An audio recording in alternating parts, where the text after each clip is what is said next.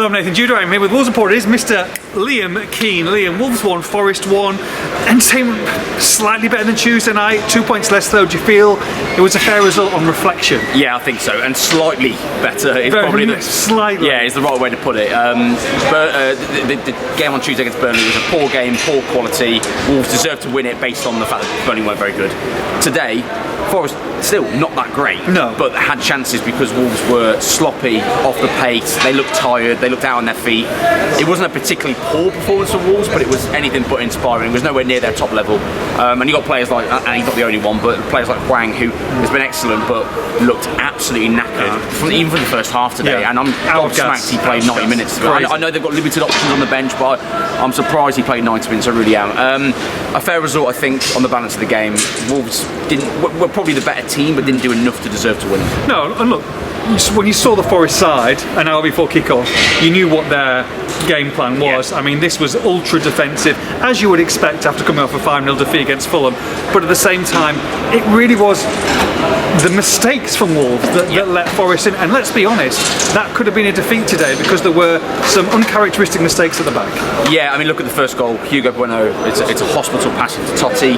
Totti recovers, gets the ball. There's an argument over whether it's a foul or not. Referee plays on, and then he passes it straight to Forest. And then they play out to Williams. Williams crosses it. Sarr very, very hesitant, doesn't know whether to come for it or not. I think you said they might have took a deflection as it came, so that maybe that's altered his decision making, but hesitates, doesn't come for it. Semedo gets beaten at the back post 1-0. Yeah. You've then got Kilman, back pass, Kouate's in, Sarr makes a great save, otherwise that's 2-1. Then second half, Traore loses it down here off the bench, cross comes in, poor cross, Doherty has it in the opposite corner, gives the ball away, cross comes in, Sarr no man's land, Kilman beaten, Toffolo free header, heads over from 5-6 yards. All three of those scenarios, one of them ended in goal, all three of them could have easily been Forest goals. Now Wolves did have chances as well. Cunha comes in, capitalised on a mistake, almost got a goal. But regardless of that, Wolves' own errors were their own undoing today. Yeah, and look, when Cunha gets the equaliser, you think, okay boys, right, get it out of the way now, let's move on. And you felt that if Wolves did get into a second or a third gear, I felt they'd be in second gear all day really, but if they did push it then they would get the result. But I just felt like all the time throughout the 90 minutes they felt susceptible at the back. Yeah, it was an uneasy watch, wasn't it? Yeah, and I'll pick out someone like Max Kilman, who has been, I think, in magnificent, consistent form for probably 2 or 3 months now. I think he's been absolutely brilliant and very much under the radar brilliant for Wolves so far. And that was probably his poorest game of the season. It's up there. And it was weird because positioning wise and sort of, I suppose, his defensive duties, he didn't really do that much wrong, but it was every time he got the ball he looked uncomfortable, he looked tired, his mind was elsewhere, it seemed. But he's a very good footballer. I think he'll bounce back from that. I think he's had an excellent season so far, so I'm not going to blame him just for one performance. And in the end, his performance didn't actually impact the result. Wolves still got a point regardless of him giving the ball away and all that. And he wasn't the only one. I think Totti gave the ball away a hell of a lot today. Hugo Bueno had a really difficult first 20 and then did well after that, I thought. But I could go through the midfield. I thought did well today, particularly first half, but there was too many sloppy individual performances that culminated in a fairly average, if I'm being kind, performance. I guess the strange thing and the frustrating thing, and a talking point not just for today but for the podcast in the week, is that the game was always there to be won, and yet you felt that there was an obvious tiredness out there, and the options that Gary O'Neill had on his bench. I know he talks about a weak or small squad, but the likes of Sasha Kalajic, Fabio Silva, Bellegarde, these substitutes, or 2 of the 3 probably didn't get on in the end, but 2 of the 3 used very, very late in the day. Bellegarde maybe a little bit before, but Sasha Kalajic within the dying minutes of the game. When you look at the likes of, like you say, Cunha and Huang Hee-chan and a few others out there, I felt like surely there's a bit more faith in them to give them at least 15-20 minutes in this circumstance. Yeah, and Bellegarde came on with a decent amount of time, but didn't really do a lot in the game today. Same on Tuesday, to be honest. He came on with enough time to make a difference and didn't do a lot. So, and I thought Sarabia actually played well today. So, props to him. But then you look at Kalajic, and yes, his last 2 performances off the bench have been pretty poor. but I know they don't necessarily know how much added time is going to be there. They might find out a minute or two beforehand, but there was only 4 minutes of added time, and he came on just as those 4 minutes went up. I'm talking 20 minutes, 25 exactly. minutes. That's not enough time to impact the game, especially Wolves were crying out for a focal point in that second half. Hwang looked, as I say, knackered, and then I'm gobsmacked that when Clyde just came on, Hwang didn't come off, and it was Cunha instead that came off. And then Fabio, look, his last, if I'm right in remembering this, his last performance was the Sheffield United game, which was the 4th of November.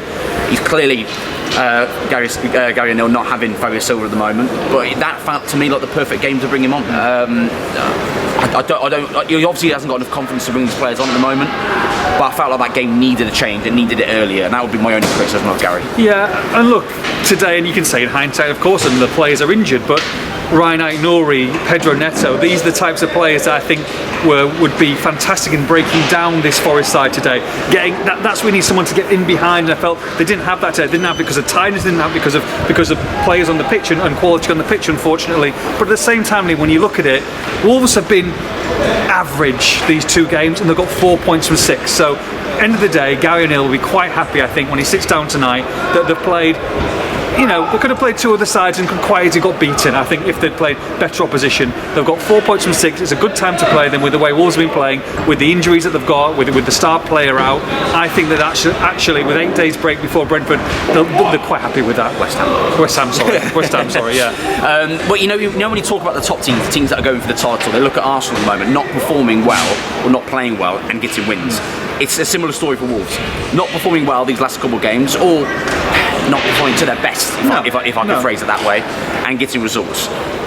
It's a good time to play the teams that they're playing, but it's also a good time to have these kind of performances if you're going to get results out of them. So that's a positive, because look, 19 points at this stage of the season after 16 games now. I think that's an excellent return for where Wolves are at in the summer and where people expect them to be. So albeit not a great performance, there are positives to take forward, and you go into again a busy schedule. Yes, you've got a bit 8 days now before the West Ham game, which these players are going to need, by the way. But then you've quickly got the Chelsea game, Brentford after that, and then you're going into Everton at home here in the league before Brentford in the FA Cup. So you've got tough opposition and tough games coming up that Wolves are going to need to get some points on. And the indication is with the way he's using substitutes, or the lack of it, is that he does want some additions in January, doesn't he? Yeah, it's obvious he wants a striker. That's been well documented for a long time now. I believe they want a winger as well, if it's something they can do. It depends on incomings and outgoings. Johnny, likely to move on. There's other players in this squad that may do as well. So there will be movement, but they've got to be cautious as well with the financial constraints they're under until the end of the financial year. So yeah, it's not going to be a free spending unless all of a sudden there's a big departure for a lot of money, which no one's expecting at this stage.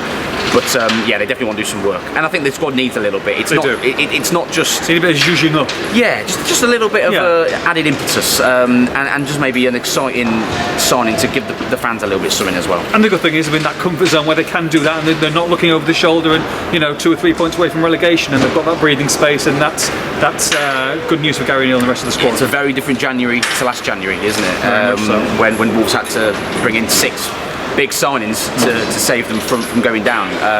It's a very different January, and that is testament to the players, the hierarchy in giving Gary O'Neill the opportunity, and Gary O'Neill himself, because he's done an excellent job so far, and Wolves are in a pretty good place, albeit I don't think he'll say that. I think it'll be very much, I want more.